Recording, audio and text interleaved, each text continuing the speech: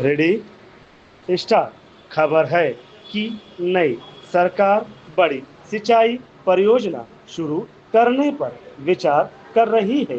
अब कृषि के संकट को देखते हुए किसान को सिंचाई सुविधा उपलब्ध कराना इस समय आवश्यक हो गया है। लेकिन इसी के साथ यह भी जरूरी है कि हम जल संरक्षण की अपनी पुरानी परंपरा को याद रखें। हमारे देश में वर्षा के पानी को रोकने और एकत्र करने के अपने अपने तरीके रहे हैं, जो कि स्थानीय स्थितियों की बेहतर समझ पर आधारित रहे हैं।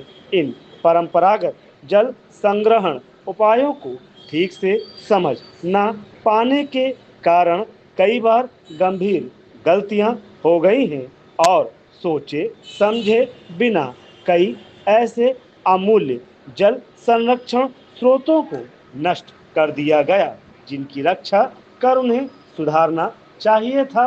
पैराग्राफ 6।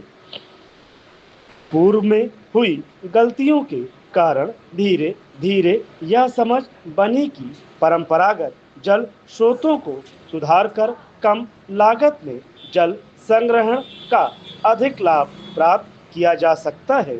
इस कार्य के लिए राष्ट्रीय स्तर की योजना पहली बार आरंभ की गई थी, लेकिन बजट पर्याप्त नहीं था।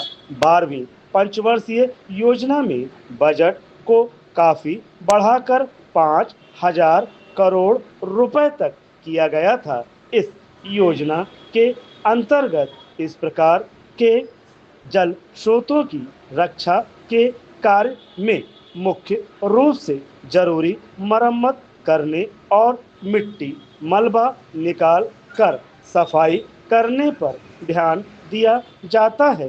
अब इसमें दो और पक्ष जोड़े गए हैं।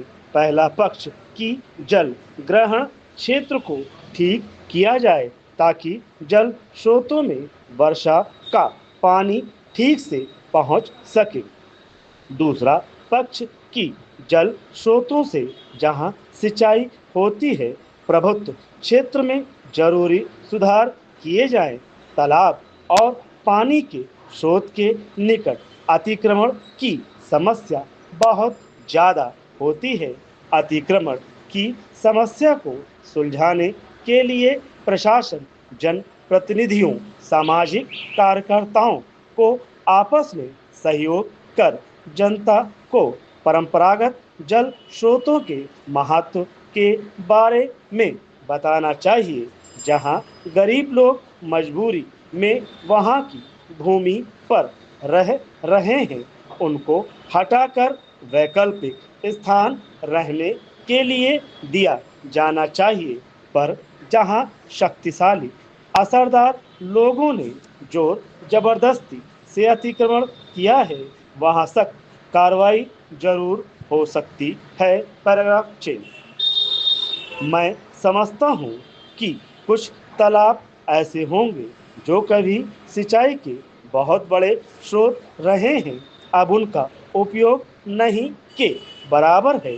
देश भर में इसके बहुत सारे उदाहरण मिल जाएंगे।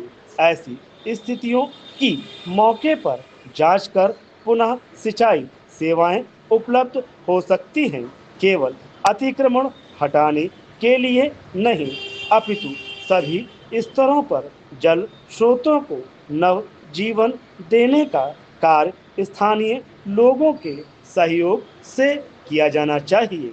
इन जल स्रोतों के बारे में विशेषकर बुजुर्ग लोगों के ज्ञान का बेहतर उपयोग होना चाहिए। इन जल स्रोतों से उपलब्ध होने वाली सिंचाई जल का वितरण न्याय के आधार पर, समता के आधार पर होना चाहिए। इसलिए बड़ी परियोजनाओं को बनाते समय सदियों से जरूरत पूरी कर रही परंपराओं को नहीं भूलना चाहिए।